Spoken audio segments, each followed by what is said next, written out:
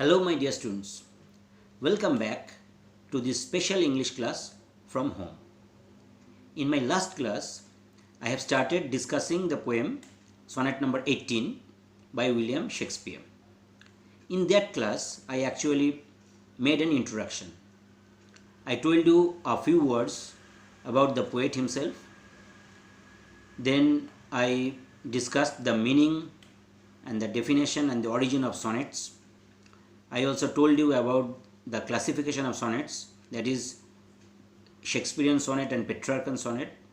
And finally, I told you about the form and the rhyme scheme of Shakespearean sonnet. And I explained the Shakespearean sonnet's rhyme scheme by reading out this particular poem, Sonnet 18. Okay, so today I shall start from where I have left behind in my last video.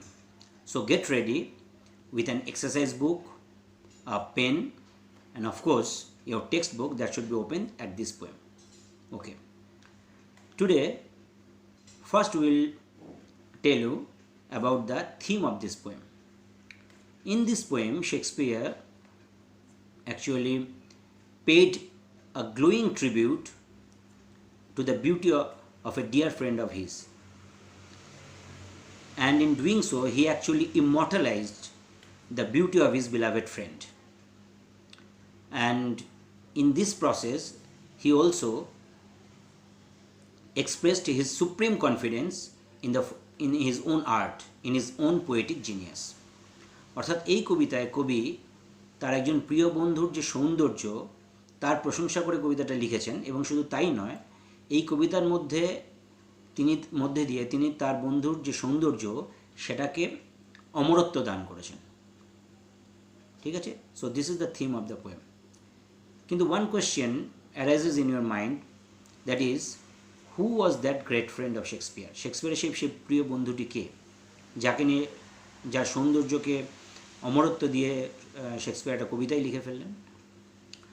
এখন Shakespeare নিজে কিন্তু বলে যাননি যে সেই বিশেষ বন্ধুটি কে, কোথাও তিনি বলে যাননি। But many Shakespearean scholars believe that Earl of Southampton was that friend.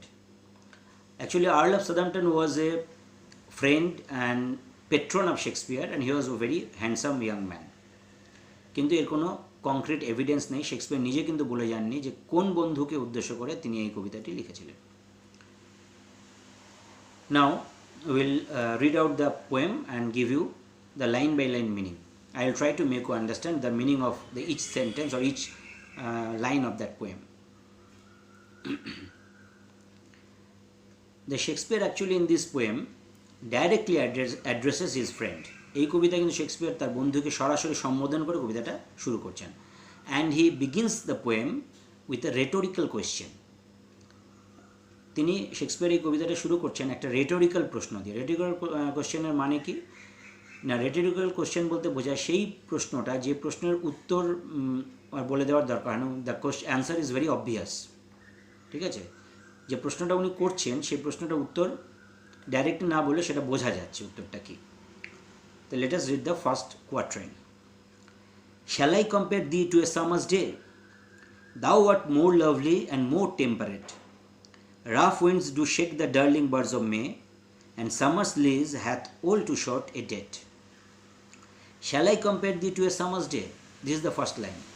আমি কি তোমাকে তুলনা করবো একটা গ্রীষ্মের দিনের সাথে? এখানে দেখো দি বলে একটা শব্দ আছে, THW. দি মিন্স ইউ, মানে তোমাকে।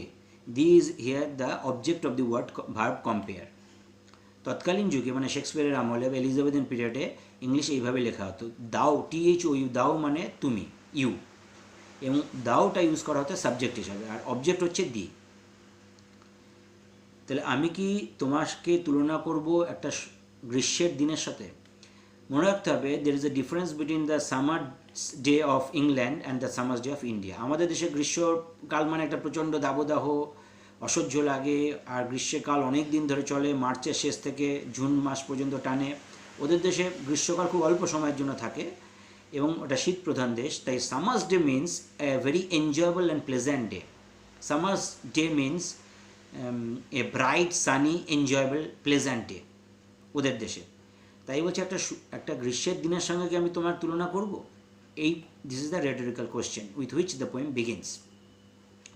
কিন্তু সেকেন্ড লাইন এই পোয়েট বলছেন, দাও আর্ট, দাও মানে একটু আগে আমি বললাম ইউ মানে তুমি, দাও আর্ট, এ আর টি, আর্ট মিনস আর, এ আর ই, তখনকার দিনে আর যেটা আমরা ভার্ব এ আর ই আর বলি, সেই আরের তখন ইংলিশে তখন লেখা হতো আর্ট, এ আর টি, আর্ট বলে। Thou art more lovely and more temperate, তুমি হচ্ছে অনেক বেশি সুন্দর, more lovely, more beautiful and more temperate, temperate means moderate, mild. গ্রীষ্মর দিন কোনো কোনো দিন গ্রীষ্মকালে প্রচণ্ড গরমও লাগে, সেটা তখন আনবিয়ারেবল হয়ে যায়, অসহ্য হয়ে যায়, কিন্তু তুমি হচ্ছে সেই সামার্স ডের থেকে অনেক বেশি সুন্দর, অ্যান্ড মোর টেম্পারেট মানে you are more mild and moderate, your beauty is more mild and more moderate, অর্থাৎ তোমার সৌন্দর্যের মধ্যে একটা স্নিগ্ধতা আছে, you have a serenity about your beauty. তাই শেক্সপিয়ার পরের লাইনেই কিন্তু বলে দিচ্ছেন যে না, সামার ডের সাথে আমি তুলনা করতে পারছি না, কারণ সামার ডের থেকে তুমি অনেক বেশি সুন্দর আর অনেক বেশি শান্ত এবং অনেক বেশি মাইল্ড, স্নিগ্ধ, moderate. Rough winds do shake the darling buds of May, আর গ্রীষ্মকালে কী হয়, মাঝে মাঝে ঝোড়ো বাতাস বয়, rough winds do shake the darling buds of May, May মানে মে মাস, বার্ডস মানে হচ্ছে ফুলের কুঁড়ি, সেই ফুলের কুঁড়িগুলোকে গ্রীষ্মকালের বাতাস, ঝোড়ো বাতাস অনেক সময় কাঁপিয়ে দেয় বা ঝরিয়ে দেয়, ঠিক আছে। তার মানে গ্রীষ্মের একটা সামার্স ডের একটা ডিস্ট্রাকটিভ দিকও আছে।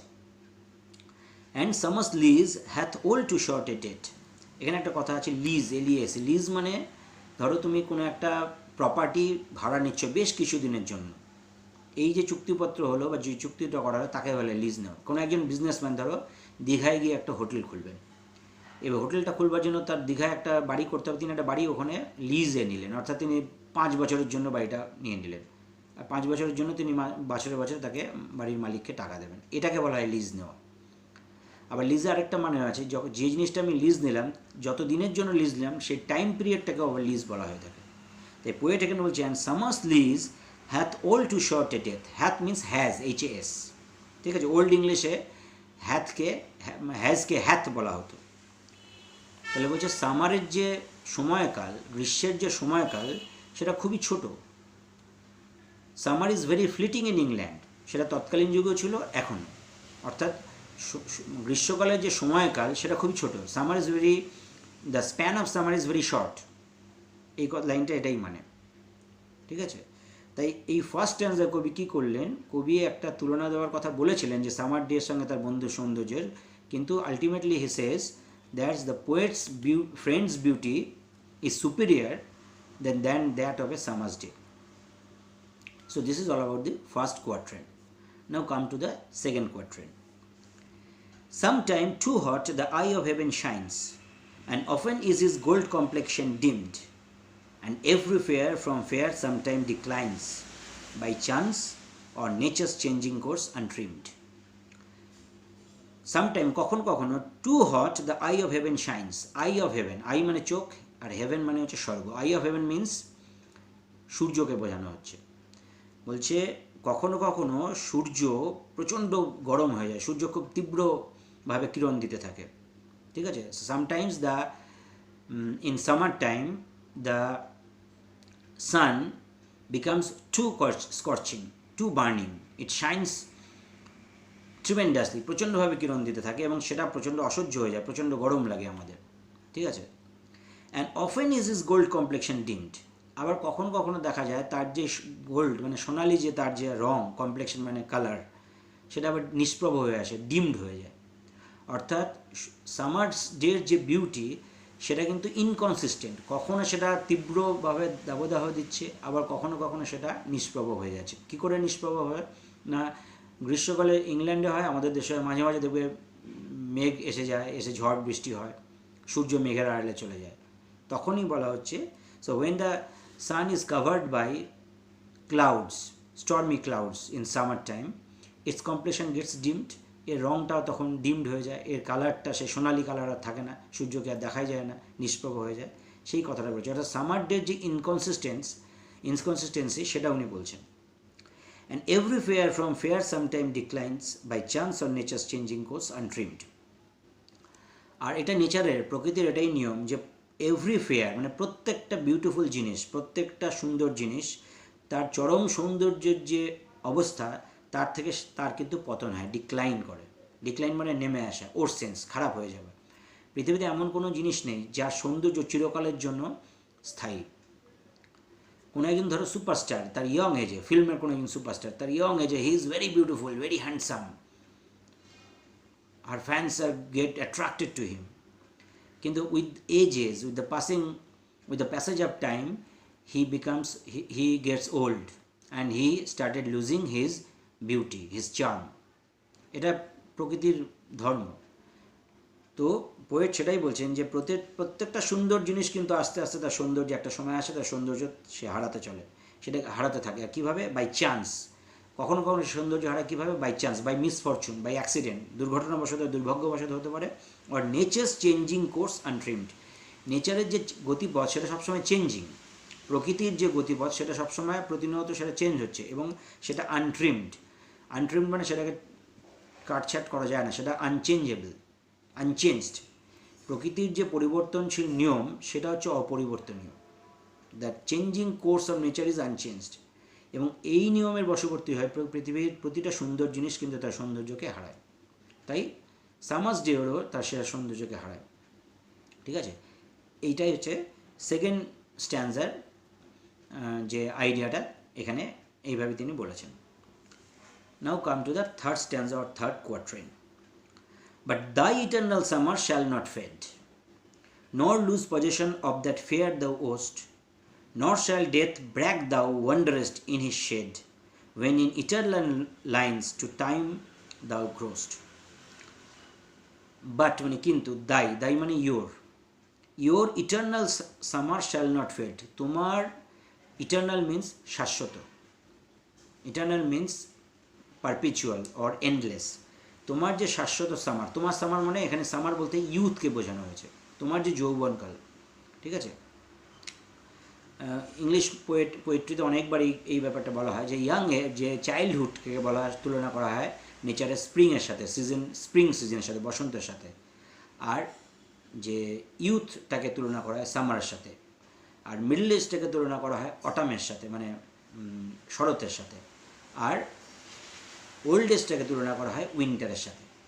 ঠিক আছে, তা বলা হচ্ছে but thy eternal summer shall not fade, তোমার যে শাশ্বত যৌবনকাল মানে সামার মানে যৌবনকাল বা ইউথ, সেটা কোনোদিনই নিষ্প্রভ হবে না, এটা কোনোদিনই ফ্যাকাশে হয়ে যাবে না। ঠিক আছে, nor lose possession of that fair thou ow'st, আর যে সৌন্দর্য ওস্ট মিনস অ্যাকচুয়ালি ওনস্ট। এখন যেটাকে আমরা বলি OWN, ওন, মানে কোনো কিছু আমার অধিকারে থাকে। আই ওন এ পেন, যেমন আমি বলছি আই ওন দিস পেন, এই পেনটা আমার অধিকারে আছে। সেই ওনটাকে তখন ইংলিশে বলা হতো ওনস্ট। তুমি যে সৌন্দর্যের অধিকারী, সেই সৌন্দর্য তুমি কোনোদিনই হারাবে না। এটা পোয়েট তার বন্ধুকে উদ্দেশ্য করে সরাসরি বলছেন, nor lose possession of that fair thou ow'st, তুমি তোমার সেই অধিকারটাকে, সেই পজিশনটাকে, তুমি তোমার সেই সৌন্দর্যটাকে কোনোদিনই হারাবে না। নর শ্যাল ডেথ ব্র্যাক দাও ওয়ান্ডারস্ট ইন ইজ শেড, আমরা সবাই জানি যে জন্মালে কিন্তু মরতে হবে। ঠিক আছে, এভরিওয়ান ডেথকে এখানে কবি পার্সনিফাই করেছেন। দি পোয়েট হ্যাজ পার্সনিফাইড ডেথকে একটা মানুষের সঙ্গে তুলনা করা হয়েছে। যে মানুষ, যে ডেথ কী করছে না, সে অহংকার করে বলছে, ব্র্যাক মানে বোস্ট, অহংকার করা।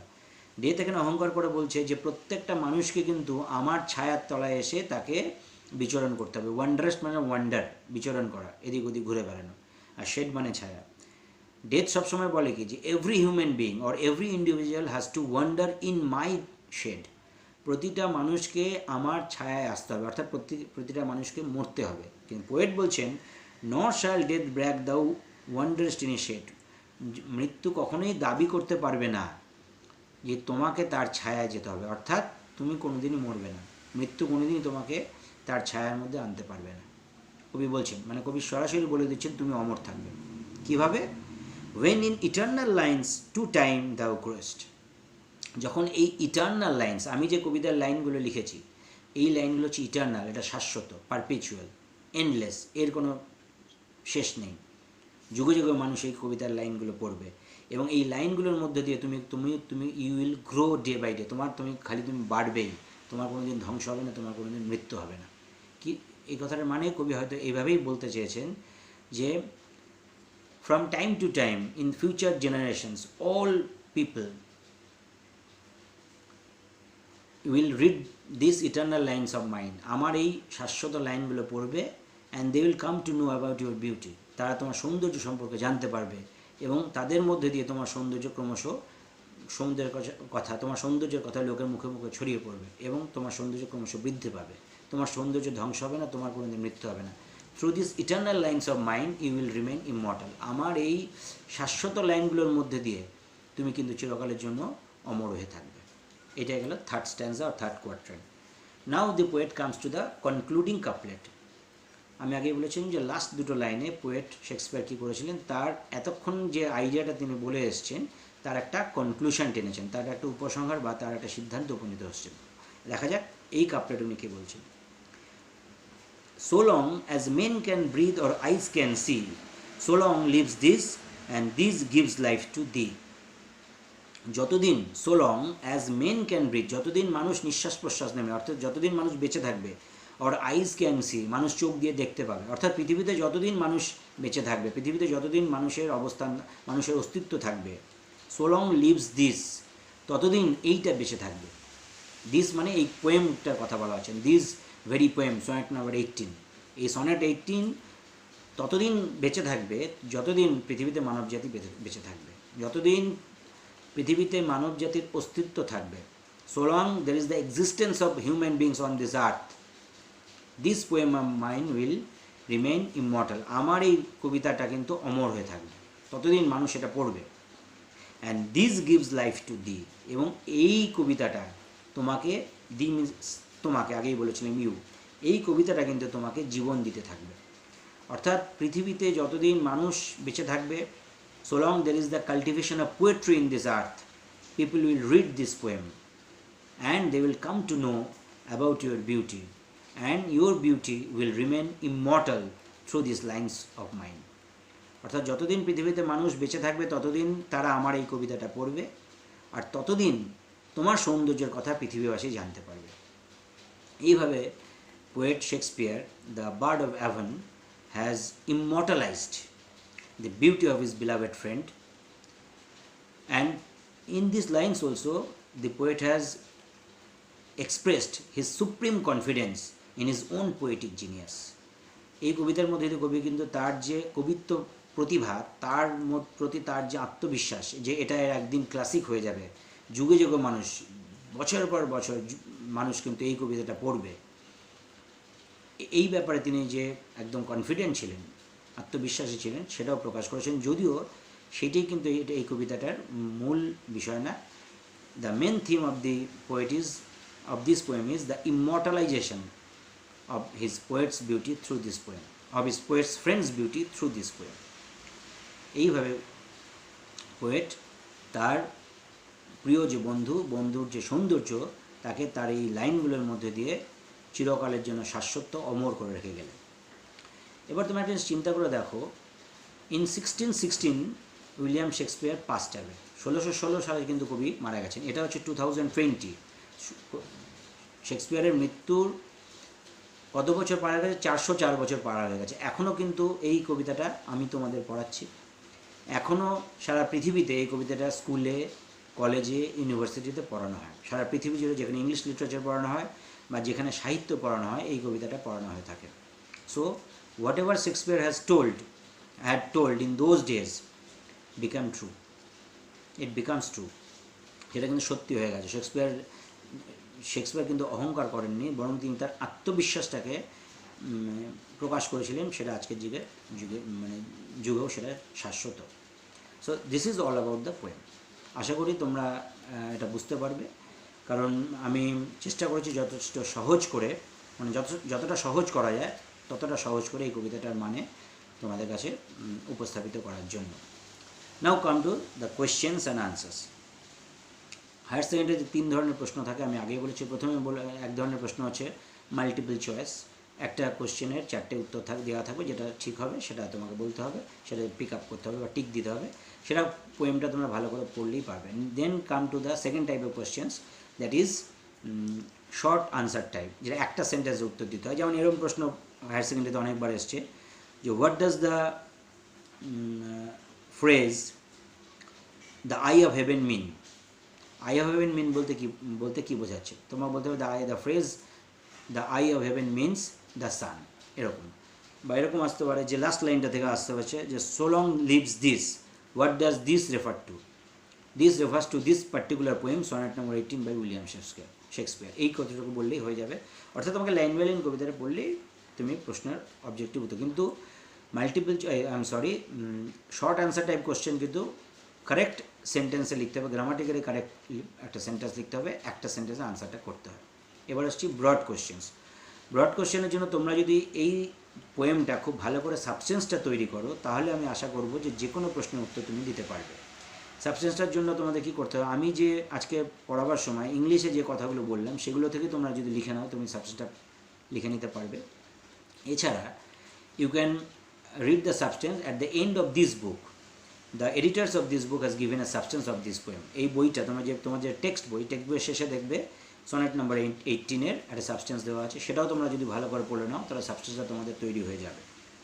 আর যে কোনো লাইন তুলেই থেকে এখান থেকে কিন্তু ব্রড কোশ্চেন আসে। যেমন ধরো থার্ড কোয়ার্টার থেকে একটা কোশ্চেন ধরো এলো, but the eternal summer shall not fade.